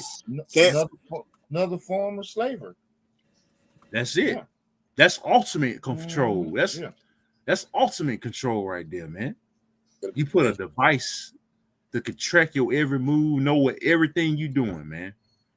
That's nightmarish, man. That's a nightmare. I don't want nobody knowing everything I do. When I go to the bathroom, when I go to sleep or go to work. Come on, man. Who wants to really live like that? Hey, a lot of you people, you're gonna make that choice to live like that, because you ain't gonna see no other way but this man's system, man. And you ain't gonna see Yahweh Shema Shah as being the ultimate alternative concerning you Israelites, that is. Yeah, Esau is gonna put them in a dire situation where he's the only savior. He's the only solution to the problem that he caused. You know, in order to manipulate you and control you and to get you to surrender. He wants you to surrender to him. Follow me. I will lead you. I got the right way. But really, it's the wrong way, you know? Right. Yep. It is, man. Because this man can't do right. He can't get right. Hey, the old saying, he can't get right, man. This devil can't get right. How you expect the devil to get right? That's right. He wants control. Yeah, come on. And just like he deceived Eve, he's gonna do the same thing again. You women today. She's gonna fall for the bobo again. She's gonna fall for the okie doke again. They always do. Again. You don't, because you're the weaker vessel. You don't have a man of the Lord that could probably guide you. Because a lot of you say you can do bad all by yourself, right? You definitely gonna do bad all by your damn self, all right. And then you do have a man that will guide you the right way, but you don't want to listen to him. Yeah, exactly. And that man end up leaving. Hey, the Lord get that man away from you, and then you gonna be out there to dry, man. And then what? You gonna wish, oh, I shoulda, coulda, woulda, but you did. You know, you didn't, man. You wanted little Ray Ray and Pookie. Mm-hmm. Little Ray Ray and Pookie gonna be more afraid than you, though. They gonna, like the scriptures say, the mighty men shall cry bitterly, man. I got a precept. Oh, go ahead, bro. This is of Proverbs 1 and verse 27. It says, when your fear cometh as desolation, and your destruction cometh as a whirlwind, when distress and anguish come upon you, then shall they call upon me, but I will not answer. They will seek me early, but they shall not find me. Right. So the time to seek the Lord again is now, right now. You know, because it's gonna come a time where we ain't gonna be out there on the streets, and we ain't gonna be on the internet. The internet gonna be shut down. It's gonna be a famine of the word, and that's when all hell is gonna break loose. When the famine of the word come, that means the elect is sealed, and all hell is gonna break loose. That's when the doors of mercy are gonna be closed, and you niggas as well is gonna be like, I shoulda listened, you know, but it's gonna be too late. It's gonna be too late, man. But we see the time ticking on this devil's society. We know how close we are to the end. We know we're very close. And you niggas it's gonna be too late, man. The doors of mercy about shut. That's why I made that video, man. I wouldn't be surprised if the made an order of us teaching in discrete areas and disclosed areas, man. Because hey, you niggas ain't listening, man. You niggas ain't gonna listen. So hey, it's gonna become a time where it's like F y'all, man. We just gonna straight teach to the elect. Yeah. You know? I got a precept. You got it, brother. Lamentations 5 and 11. It says they ravished the women in Zion and the maids in the cities of Judah. You got it, brother. Right. So, you know, speaking of a old account when the women were raped, hey, that's gonna happen in this society. When the society collapses, women are gonna get raped, man. You women, and that's not us just speaking from the anger of our hearts or any other bullshit like that. We're telling you straight facts. When society collapses, women are targeted. Women are gonna be defenseless out here. Women are going to get raped. Look at what happens in the Middle East and Africa with those troops, the UN troops. It's all kinds of evidence of them raping those women, man. We're just telling you straight facts that when society collapses, women are gonna get raped. That's what happens in a lawless society. Women always catch the most hell. Why? Because they're the weaker prey. They'll prey. When society collapses, women are a fucking prey, man. They're gonna be spoils. They're gonna be spoils. Yep, that's right. Booty, if you will. Mm-hmm. And you know, and they a lot of, let's say, for instance, those rappers, they sending out that vibration, talking about how wet their body, you know, is, and this here and that there. Okay. Oh yeah, and also showing their asses all on the internet, man. Mm-hmm. You don't think them Gurga troops looking at you, American women being promiscuous like that, and showing your body? Yeah. You don't think they salivating over that, man? And they licking their chops, man. You got to be out your mind, man. They can't wait to have their way with you, man. They're gonna go crazy, man. Yeah, especially you being this society being so sexually deprived. Even these wild niggas here. This society is so sexually deprived. You don't think they licking their chops too in all society? When all hell break loose and society collapse. That's right. What you think they gonna do? These prisoners that been locked up for a long time. You don't think? What you think you gonna happen, man? They gonna think they ain't doing nothing wrong. Hey, they gang bang your ass. Yeah, they ain't gonna think like they ain't gonna think twice about it. Wanted, you know, hey, she's a hot number, you know. Mm-hmm. This is what she want. Yeah, and y'all gonna get it too, but in the worst way, not the way you want it. It's gonna be merciless, man. Yeah. Because it's gonna be really it's gonna be a real animalistic society out here when all hell and chaos. People, it's gonna be straight lawlessness, and people are gonna be straight animalistic. I got a precept. Oh, go ahead. This is Judges 19 and 24. It says, "Behold, here is my daughter, a maiden. This is the account when I believe those Benjamites. Oh yeah, yep. Those Benjamites had. They had a repopulate. They had did that the abomination to that concubine, right? Yeah. That concubine. They just, you know what I'm saying, had their way with it. This is Judges 19 and 24. It says, "Behold, here is my daughter, a maiden, and his concubine, and them I will bring out now, and humble ye them, and do with them what seemeth good unto you. But unto this man do not so a vile thing." Because if I'm not mistaken, they wanted to lie with that man. It says, verse 25. But the men would not hearken to him, so the man took his concubine and brought her forth unto them, and they knew her and abused her all the night until the morning. Oh, and man. When they began to spring, they let her go. Yeah, man. Then came the woman in the dawning of the day and fell down at the door of the men's house, where her Lord was, till it was light, and her Lord rose up in the morning and opened the doors of the house and went out to go his way. And behold, the woman, his concubine, was falling down at the door of the house, and her hands were upon the threshold. Yeah, they did a number. Yeah, you know what it means, but they did a number on them, man. they done ran it on them, man. You know? Yeah. That's wickedness, man. They raped her to death. Yeah. Yeah, come on. Didn't they what ain't an account where they chopped her up and they sent it to every tribe? Everybody? Yeah. It's right here. It's right at verse 29.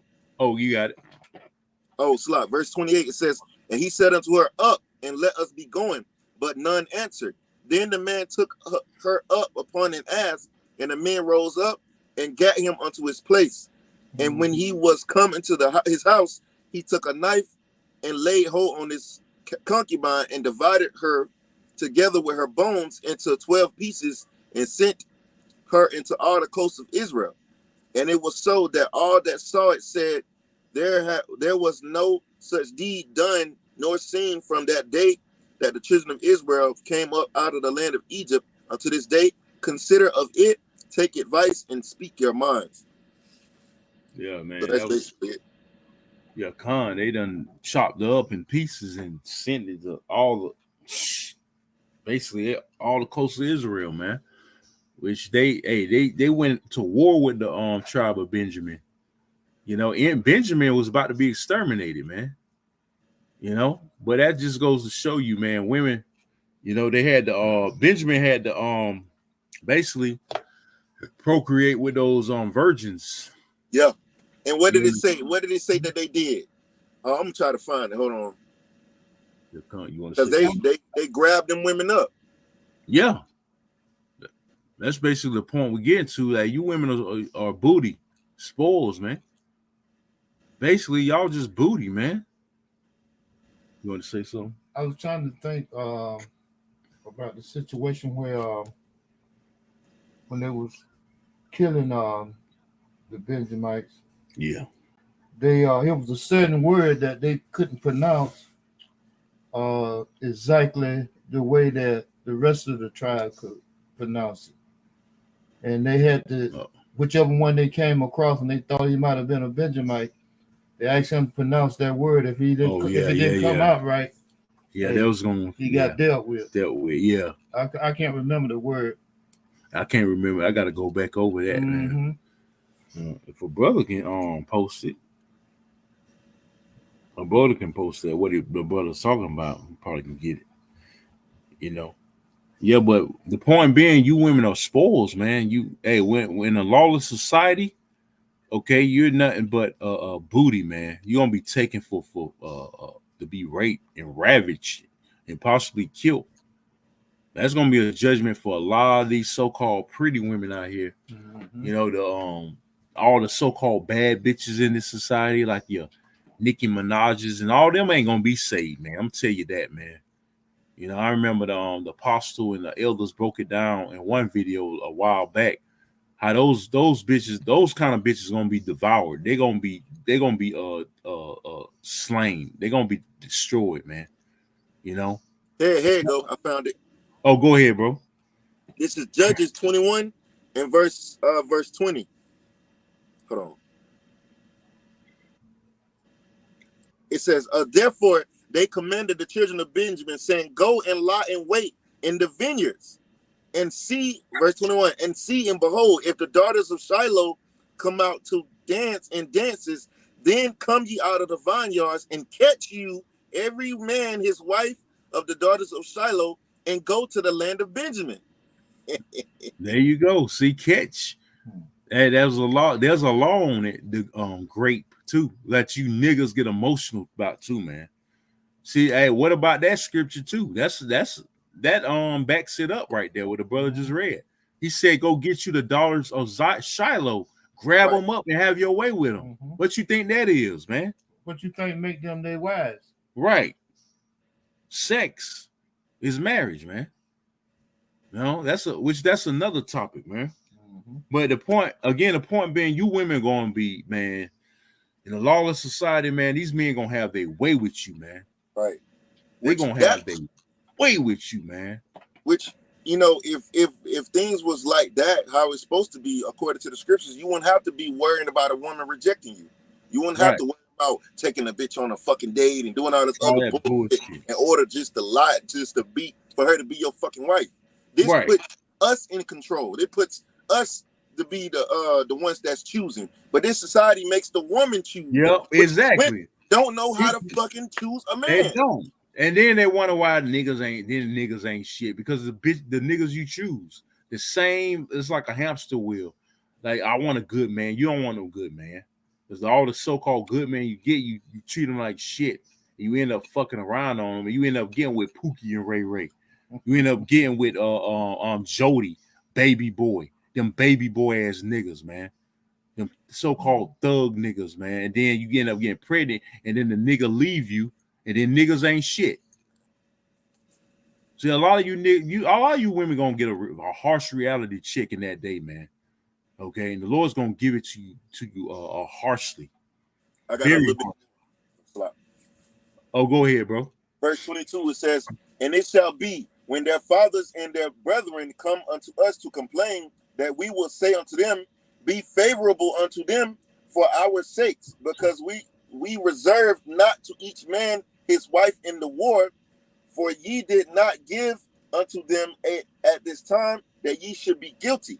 And the children of Benjamin did so, and took them wives according to their number of them that danced, whom they caught, and they went and returned unto the inheritance, and repaired the cities and dwelt in them. Right. So, hey, that's how they survived, man. Basically, Benjamin, had to repopulate. It was only there was down, I believe, if I'm not mistaken, there was down 400 Benjamites. Because Israel, they reproduce quickly. We multiply quickly, man, as a nation. So they had to do that, man. They was gonna be extinct. If they didn't do that, well, there wouldn't be no tribe of Benjamin today, man. Right.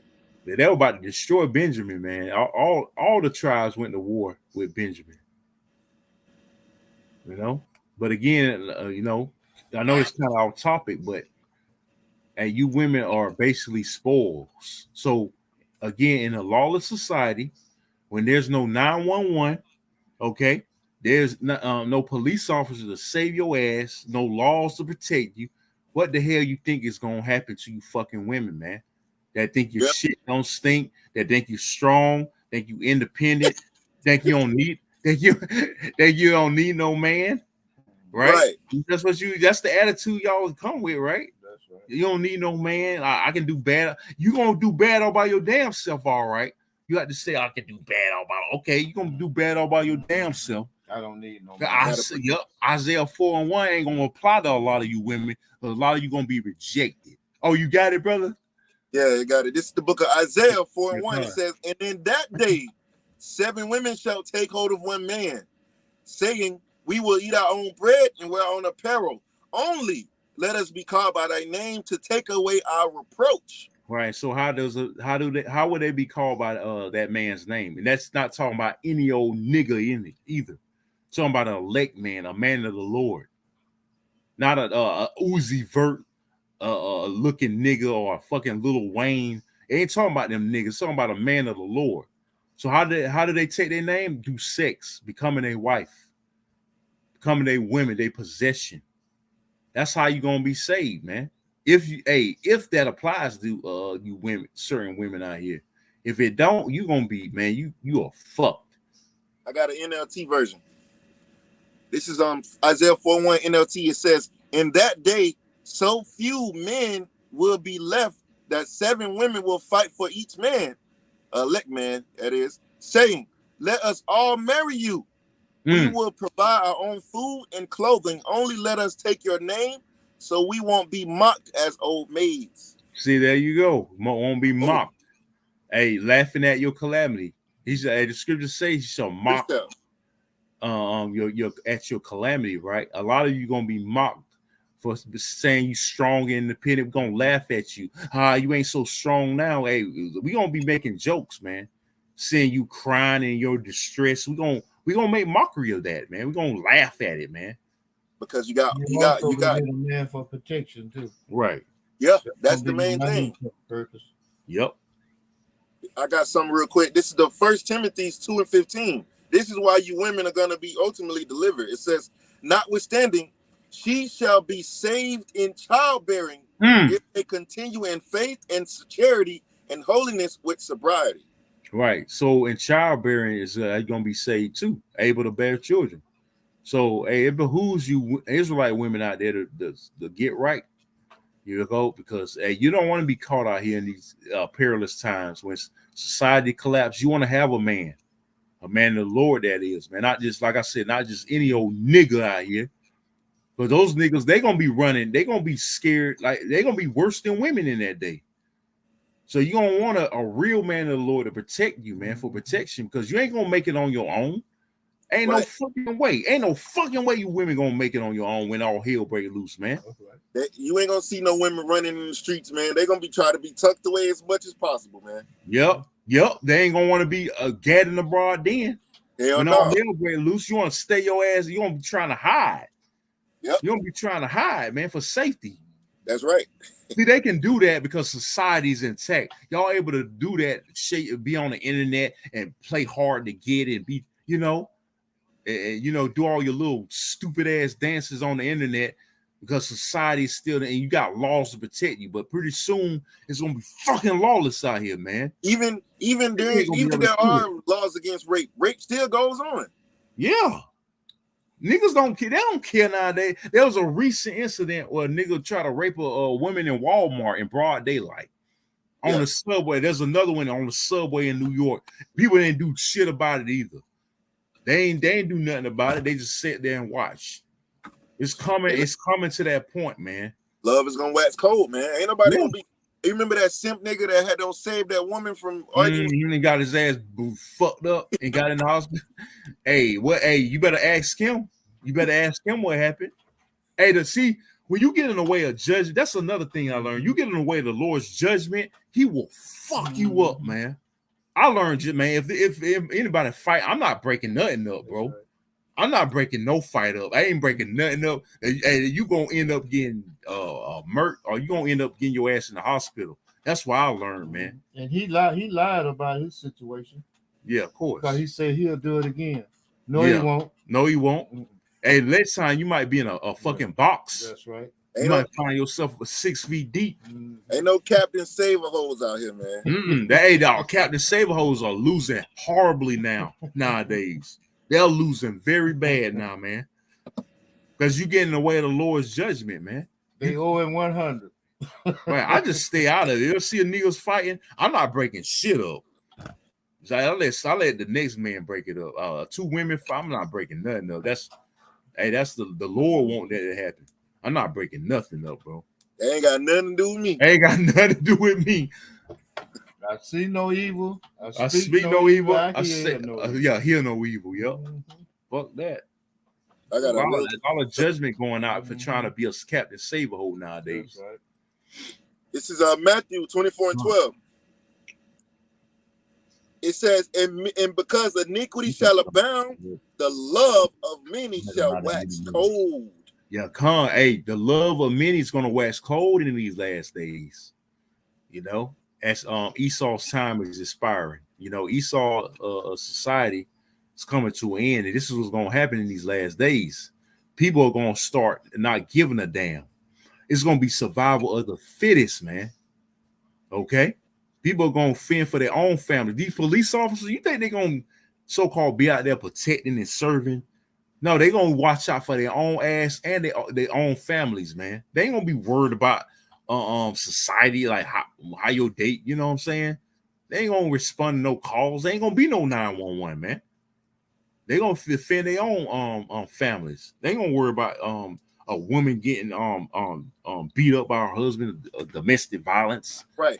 None of that. If I can add to your point, they're gonna save them bullets for themselves. Yeah, God. Wasted on you. Yeah, that's right. They ain't gonna be worried about you niggas out here, man. They ain't worried about you now. How much more in that time?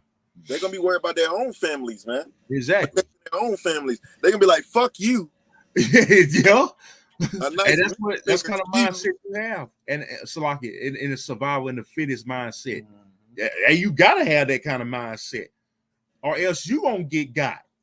Right. You can't help everybody that you run into. Yeah, exactly. Hey, that movie, that recent, what's it called? Leave the World Behind. That one part that Edomite, like he act like basically he ain't know him. There's like Jake was like that one Jake was like, man, we work together. Why you acting like this, man? Why you acting? We worked together for years. Why you acting like that? He was like, man, I'm sorry, I gotta do what I gotta do. I'm just roughly I think that's what I'm just roughly paraphrasing what he said. Man, I gotta do what I gotta protect my family, man. You gotta protect me. That's what all about. Yeah, Con. Can't help everybody, man. Yep. You can't because you can't. Hey, you gotta look at everybody sideways in this lawless society, man. You're gonna be looking at everybody sideways. They trying to get you. Everybody gonna be. It's like everybody gonna be trying to get you, man, and get what you got. Everybody in that particular time, everybody could be a potential predator. Yep. Exactly. Yep. You got that. This is the book of Ecclesiastes, chapter 11, starting at verse 9. Right. And this was getting to the point where you don't supposed to be no busybody breaking up fights because of a judgment going out. You got it, bro. Ecclesiastes, chapter 11, also known as Sirach, verse 9. Strive not in a matter that concerneth thee not. See, that strive not in a matter. See, like I said before, man, it don't got nothing to do with me. I don't want no parts of it. If it ain't got nothing to do with me, hey, don't leave it alone, man. You know, or you don't got, it ain't got a situation, ain't got nothing to do with you. Leave it alone. You know, niggas always like to be in something. You know, that's why they end up getting their cap peeled, man, or worse. You know, end up in some shit because they want to meddle and they ain't minding their own goddamn business, man. You know, you got it, bro. And sit not in judgment with sinners. Sit not in judgment with sinners, man. You're gonna part of that judgment. You know, you see two niggas going at up. Hey, stay out of it, man. That's Don't even be a part of it. It ain't got nothing to do with you, man. Stay out of it. Read. Mind your own damn business. Yeah. You agreeing with someone, you don't know a damn thing about the whole situation. Right, exactly. Yeah. And then you trying to make a judgment on a situation you have no idea what it's all about. Right. And like you said, and then you get your cap peeled. Yep. My son, meddle not with many matters, for if that meddle much, that shall not be innocent. See that? Hey, the Lord said it. That shall not be innocent. That's right. So if you get your cap peeled, you end up in a hospital. All right, that's on you. That's right. That's your fault, man. Because you ain't want to mind your own goddamn business. That's what the problem with niggas. They don't like they like to being shit that don't concern them, man. In other people's matters, sticking their nose in everybody else's business, but minding their own, man. You don't interject yourself in a situation you have no idea. Right. That situation can turn deadly at any moment. That's yeah. Right. You know, as I was going to say about this situation that this pastor was telling me about. He said this guy interjected himself in a man and his wife having an argument. Yeah, you definitely want to stay out of that, man. And the man shot him in the eye and killed him. Hey, beautiful. That's what he get. Meddle not in the other man's matters, especially concerning him and his wife, man. You that's something you don't do, bro.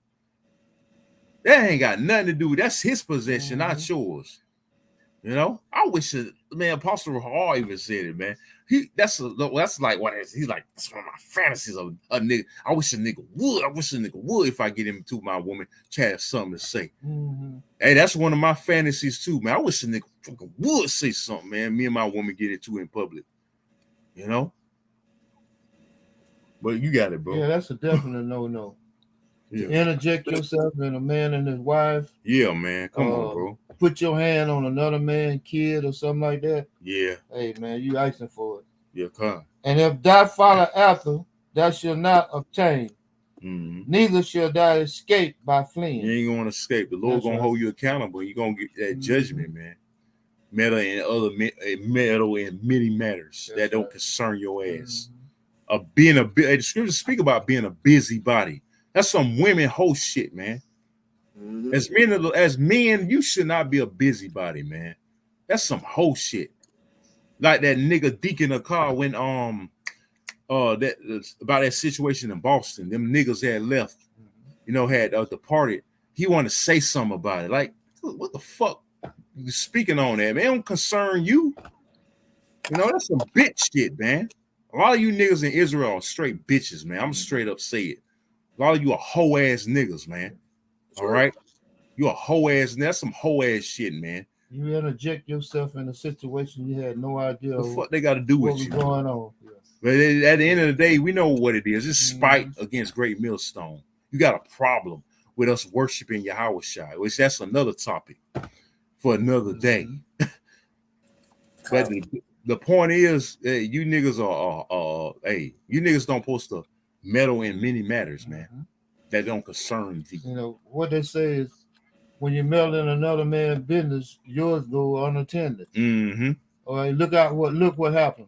Right. While you meddling in another man's business, hey, all your equipment gets stolen. Yep. Hey, that's why I made that video. That's what you get. The Most High allowed that. That's right. And that's why I commented on what I said. Was that a matter of leadership or lack thereof? Yeah. Yeah. What the leadership had to do with that? Because they probably use that brother said they use that to raise money too. That's wicked as hell too, man. Collect the insurance money. Yep, from throwing out a GoFundMe, man, and they going over the what they asking for, the requested price. Because that's another topic too, man. That's usury, man. That's right. You fucking wicked ass niggas, man. Right. You can use usury on the heathen, but you can't do it on your own people. Right. The law says it. Yeah, con, man. That's right. And who's to say you might have even robbed your own self? It's been known to happen just to collect the insurance money. Go ahead. Right. Yeah, that was it on that. You had we're gonna wrap up soon. You had anything, brother? Nah, brother, I got everything I had over here. Yeah, come, man. America's about to be destroyed though, man. And let me see. Let me check the comment board real quick. Women get raped. Oh, I got some. The brother GMS endured a fire concerning you women again. This is Michael 7:10. It says, then she that is my enemy shall see it, and shame shall cover her, which said unto me, like the elder Manasseh Zakbar did a video on that one bitch that said, hey, I don't respect you. What she said, I don't respect you men, or I don't need, you got to be that man for me you got to be that man. You got to be that 6-figure or $1 million, which them kind of men ain't checking for you bitches any damn way. You got to be a certain type of high value. That's right. Them men's looking for the same thing you looking for. Right. The high value of this society is. They ain't looking for you because they know you ain't no value. Right. You ain't no fucking value, man. That's right, man. You ain't no value. What kind of value you bring? What do you bring to the table? That's right. Besides your fucking box, nothing but a fucking headache, man. Okay. It says again, then she that is my enemy shall see it, and shame shall cover her, which said unto me, where is Yahweh thy power? My eyes shall behold her. Now should she be trodden down as the mire of the street. So at the end of the day, you women, since we own you, you're gonna get trodden down as the mire of the streets in these last days. And you're gonna fall with your damn lover boy, the so-called white man, because the clock is ticking on his ass. Okay, so it's ticking on you nigga women too. Since you want to be in league, you want to join a multitude to do evil. Guess what? The clock is ticking on you too. right. Okay. The credit's about to roll on you nigga women too. And you other wicked Israelite women. You know, the credit's about to roll on y'all ass too. That's right. Yep. It's over. It's finito for this place, man. This society going down, man. And it's going to take harsh judgment for y'all to see it. That's why I said she that's my enemy shall see it. When is she gonna see it? When this shit go down, when all hell break loose, that's when she gonna see it. You want to say something? Yeah, you and your white knight and shining armor. Mm-hmm. Hey, y'all headed for a downfall, baby. They're gonna fall hard. Hey, the old saying, the bigger they are, the harder they fall. The dynamic duo. Yep. The dynamic duo of demons. Right, Esau and Eve. Right. A great tag team. The perfect match in hell. Y'all gonna fall hard, man. That's right. Can't wait, man. Can't wait, man. The brothers that's been a spirit on brothers, how they can't wait to see the fall of Eve, man. We can't wait to see you bitches get fucked up, man. We're gonna get off on you seeing you fucked up, bro. It's gonna be better than sex, man. That's right. Let alone Esau getting fucked. We're gonna have Esau in slavery. That's gonna be better than sex, man. We're gonna get off on that, man. We're gonna finally get to see the judgment of the wicked, especially women, and we're gonna get our hands on you fucking devils and you other nations, but primarily you fucking devils, man. That's right. Because your time is about up. And good fucking riddance, man. We're gonna show you how to rule too, man. We're gonna show Esau Edom how to rule. Because obviously he's a poor manager right now. It's got to be a change. It's about to be a change in rulership, man. You know, in agendas. Because everything is gonna be turned right side up from being turned upside down. So that was it. You said that was pretty much all you had, brother? Yeah, kind of. All right, you had. I was just gonna say, you know, the thing that we saying, hey, if it don't apply, hey, let it fly. Let it fly. Let it fly. But if you fit the bill, hit dog and holler. Do the time. Yep, God. Yeah, they gonna do it. Oh yeah, another thing before we close out, accountability, man. That's gonna really be brought back to the forefront, man. Accountability. Yo, you got it. I was gonna say, you know, accountability separates the girls from the women. Yep. Because a real woman will own up to accountability. She'll admit that she's wrong. But a lot of you Americanized, westernized women, you don't have that. But the Lord gonna show you what it means to have accountability the hard way, man. You gonna learn it the hard way, just like Esau, because he don't have no accountability either. So with that, Lord willing, if brothers didn't have anything, this lesson was edifying. We're gonna sign off by saying again, all praises and glorifications goes to Yahweh.